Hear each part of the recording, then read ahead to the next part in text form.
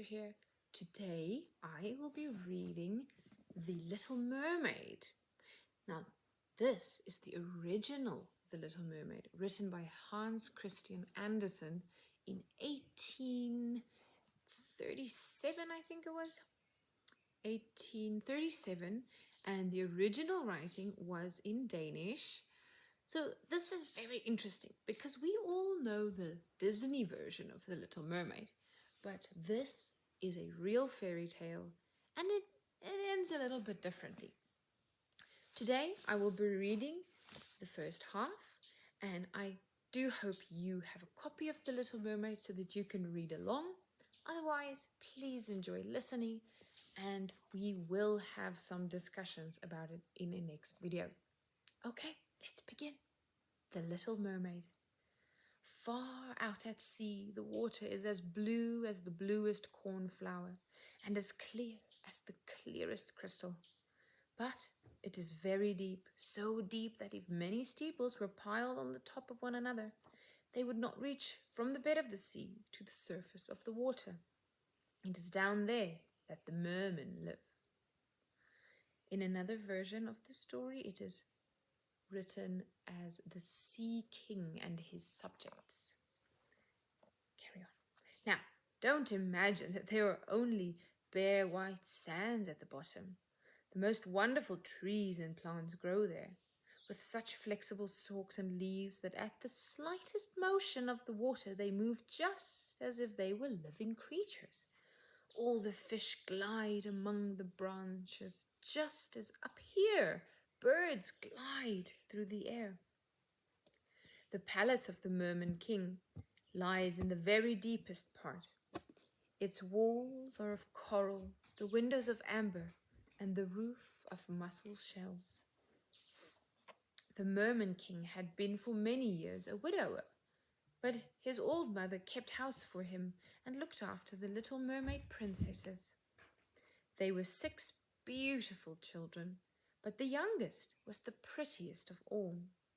Her skin was as soft as a rose leaf, her eyes as blue as the deepest sea.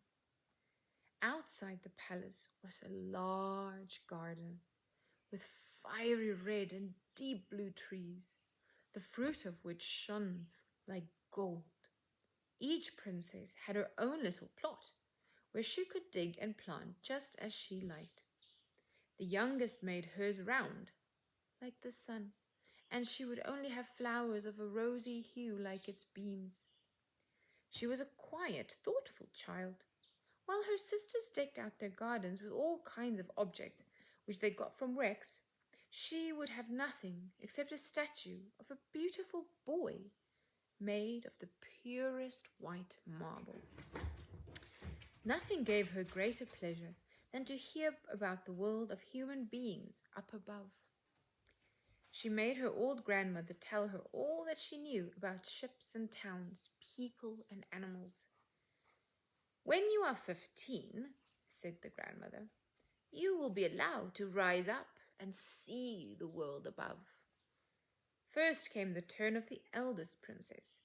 When she came back, she had hundreds of things to tell them, but the most delightful thing of all, she said, was to lie in the moonlight and to gaze at the large town close to the shore. Oh, how eagerly the youngest sister listened. The year after, the second sister was allowed to rise up through the water. The sun was just going down when she reached the surface. The whole sky had looked like gold, she said. And as for the clouds, well, their beauty was beyond description. The year after that, the third sister went up, and being the most adventurous, she swam up a broad river which ran into the sea. She saw beautiful green hills, palaces, and woods. The fourth sister was not so brave. She stayed in the remotest part of the ocean, and according to her, that was the most beautiful spot.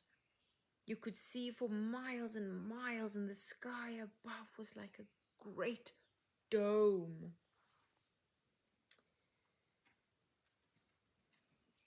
Now, The fifth sister turn came. Her birthday fell in the winter, so the sea looked quite green and large icebergs were floating about, each one of which looked like a pearl.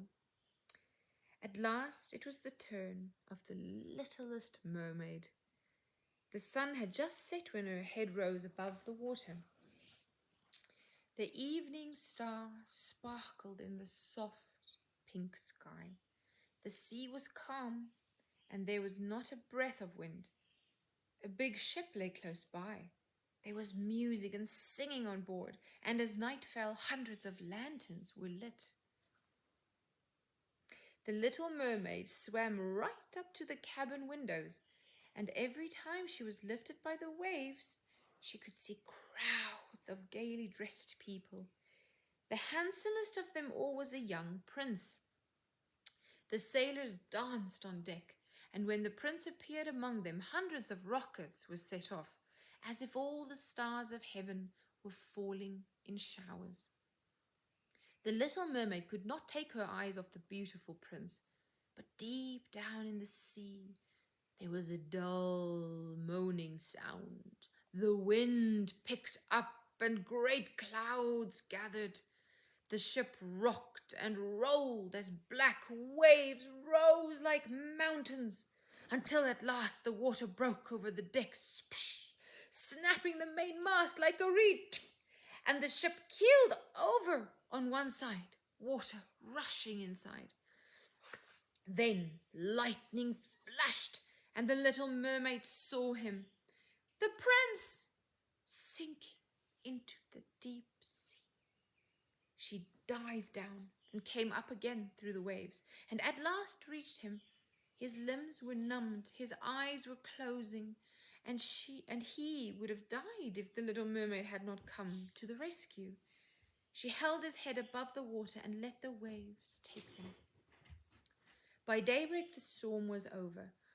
Of the ship not a trace was to be seen. The sun rose from the water, and his rosy beams seemed to cast a glow of life into the prince's cheeks, but his eyes remained closed. The little mermaid kissed him and longed that he might live. It seemed to her that he was like the marble statue in her garden. At last she saw dry land before her, a little bay of fine white sand, to which she swam and laid the prince down. Then the little mermaid hid behind some high rocks so that no one should see her. It was not long before a lady appeared. The mermaid watched as the prince came to life and smiled up at her. He did not know that she had saved him. She felt so sad that she dived into the water and made her way home.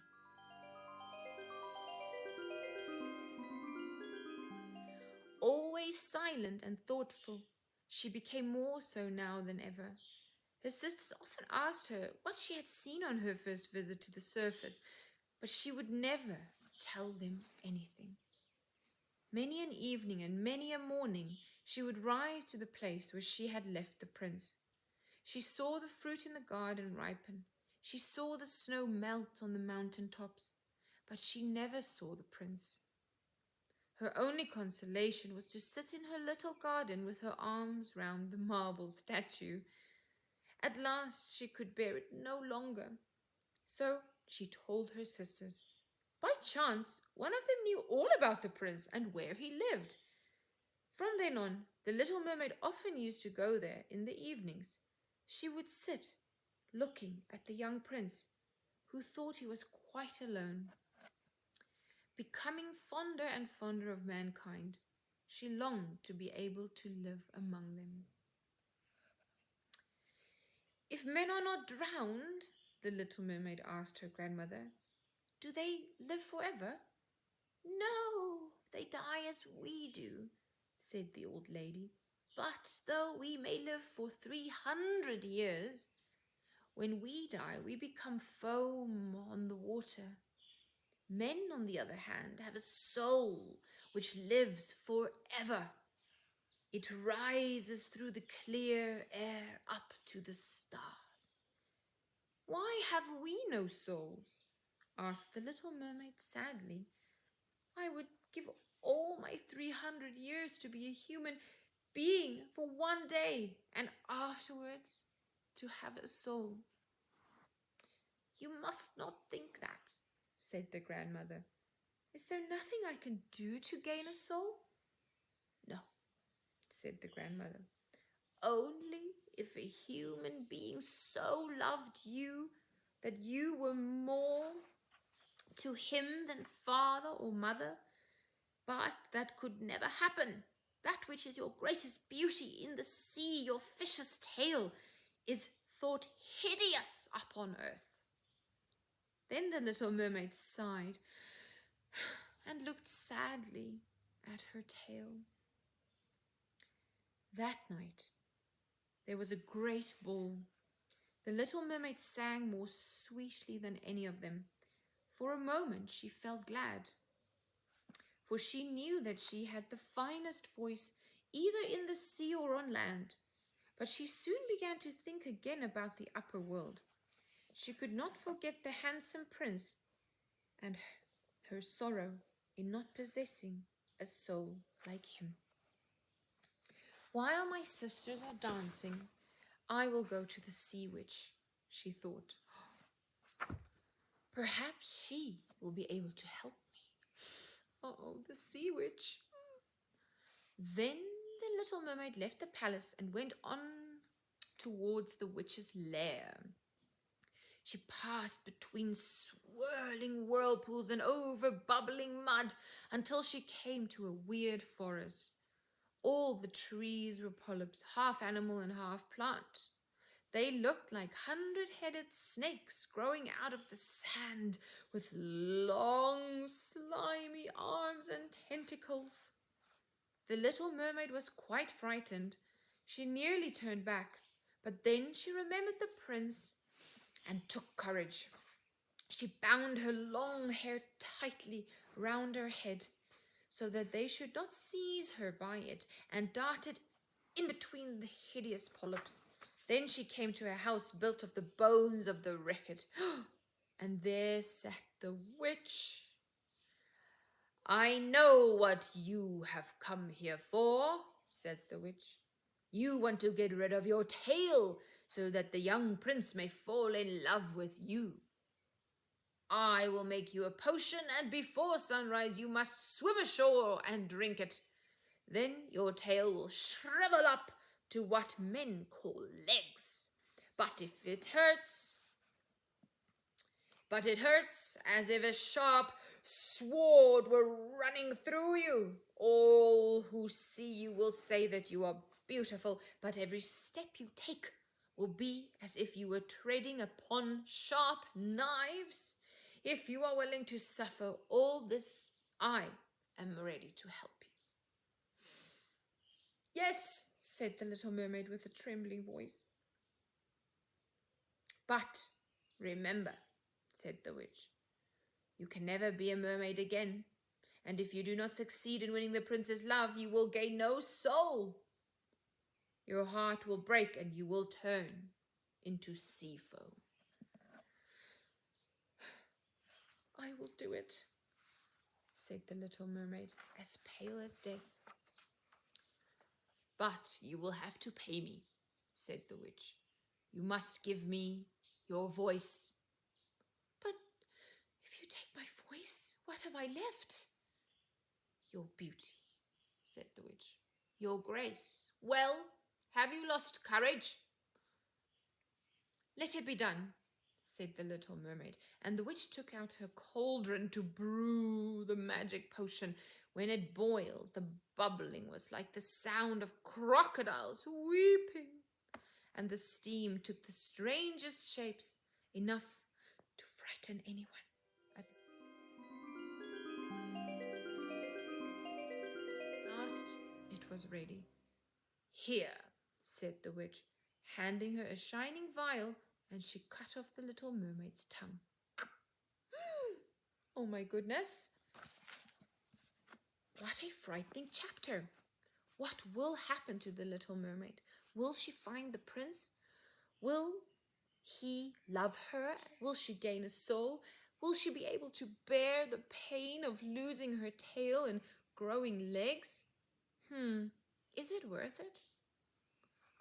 We will read the rest of the story in our next video and discuss a few of the themes, and we'll ask a few questions that I would love to hear your opinions about. Have a lovely morning, afternoon, evening. See you next time. Bye.